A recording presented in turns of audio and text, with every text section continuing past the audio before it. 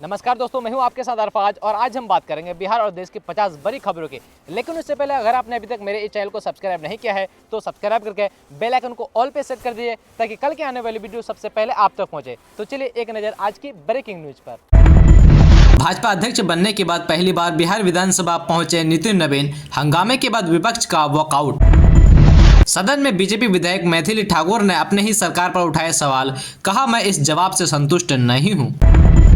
लालू के बड़े बेटे एक बार फिर विवादों में। मेडिकल पर्चे में साफ तौर पर दर्ज है अनुष्का यादव के पति, कॉलम में तेज प्रताप का नाम। बिहार के गांव में फ्री में लगेगा सोलर पैनल, लोगों को बिजली बिल से मिलेगी अब राहत।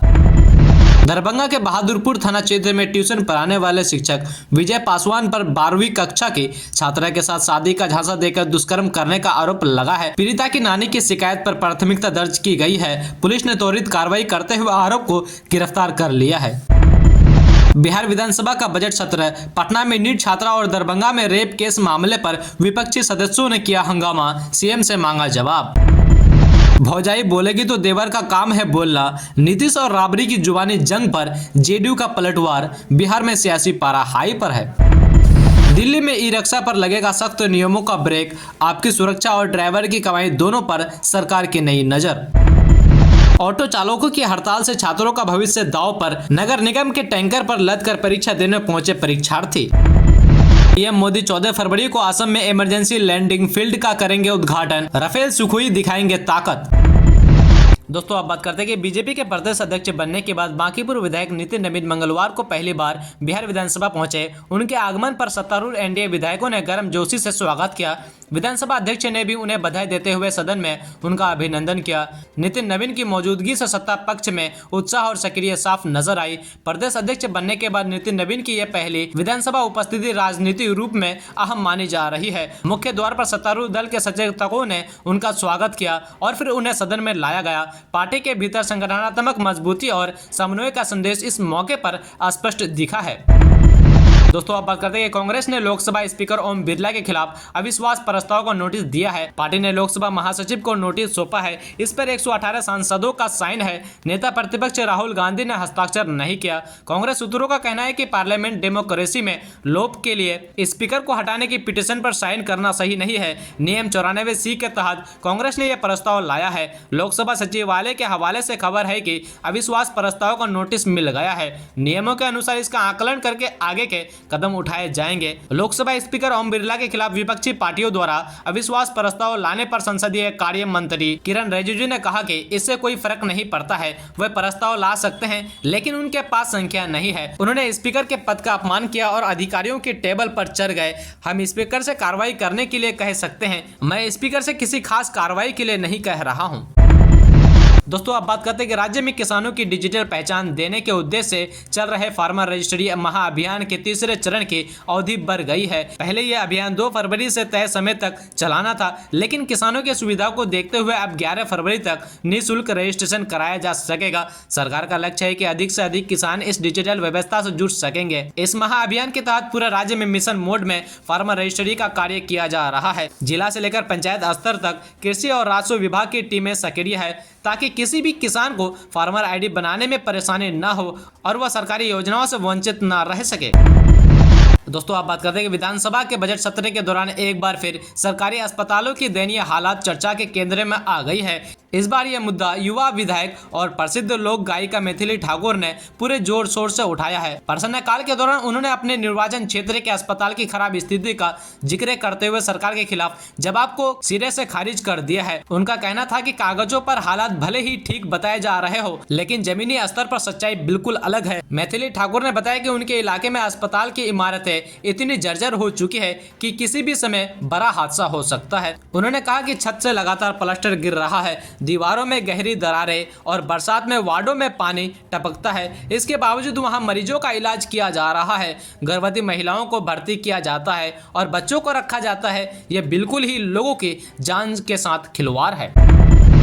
दोस्तों आप बात करते हैं कि बिहार के पूर्णिया से निर्दलीय सांसद पप्पू यादव को जमानत मिल गई है। मंगलवार को पटना के एमपी एमएलए कोर्ट से जमानत मिल गई है। वह पिछले 3 दिनों से बेऊर जेल में बंद है। सुनवाई के लिए उन्हें दोपहर करीब 12:30 बजे कोर्ट लाया गया, जहां दोपहर 2 बजे से जमानत याचिका पर सुनवाई शुरू हुई। इस दौरान पप्पू यादव व्हील चेयर पर बैठे नजर आए। पप्पू यादव की गिरफ्तारी शुक्रवार को 31 साल पुराने एक मामले में हुई थी। पटना पुलिस ने शुक्रवार यानी 7 फरवरी को देर रात 1995 के जालसाजी केस में हाई ड्रामा के बीच उनके घर से गिरफ्तार किया था। पप्पू यादव को गर्दनबाग मामले में जमानत मिल गई है, लेकिन अभी भी वह बेऊर जेल में बंद ही रहेंगे। पुलिस ने 2 नए केस में रिमांड पर लिया है। सरकारी काम में बाधा डालने का मामला पुलिस ने पप्पू यादव के खिलाफ दर्ज किया है। गिरफ्तारी के वक्त पप्पू यादव और उनके समर्थकों के बीच हुई थी लगभग 2 घंटे की बहस।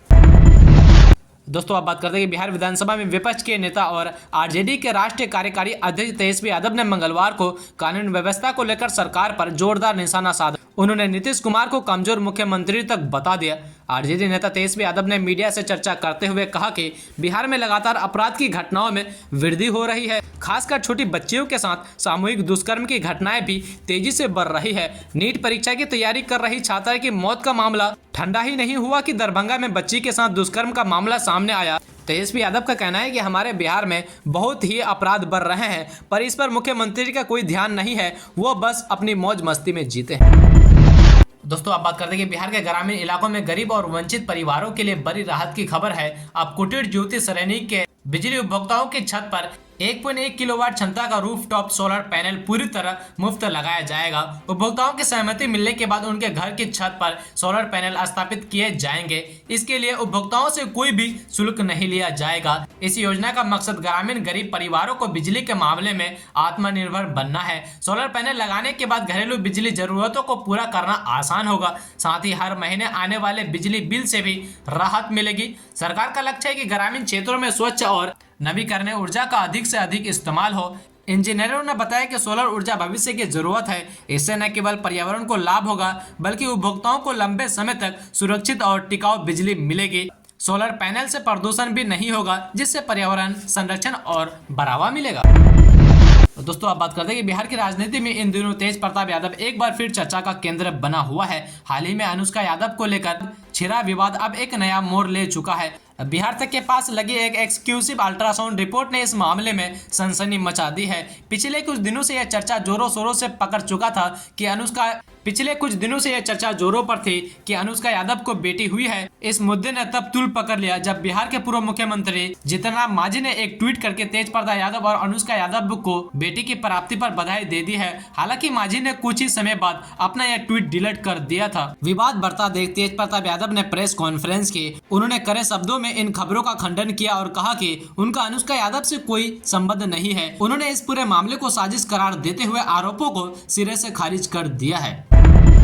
दोस्तों आप बात करते हैं कि बिहार में एनडीए सरकार के गृह विभाग सम्राट चौधरी की पुलिस ने सक्रियता के खिलाफ अतिक्रमण के खिलाफ अभियान चला रखा है। इसी क्रम में मुजफ्फरपुर शहर में अतिक्रमण के खिलाफ अब तक सबसे बड़ी कार्रवाई बालूघाट बांध पर देखने को मिली है। प्रशासन ने भारी पुलिस बल की मौजूदगी में बांध के किनारे बने 90 अवैध पक्के और अस्थायी निर्माणों पर बुलडोजर चलाकर उन्हें ध्वस्त कर दिया। इस दौरान भाजपा नेता समेत कई अतिक्रमणकारियों के निर्माण भी तोड़े गए। बुलडोजर चलता देख मौके पर लोगों की भारी भीड़ जुट गई। 2 बुलडोजर लगातार अवैध रूप से सरकारी जमीन में बने पक्का मकान और दुकान को जमींदोज कर दिया गया है।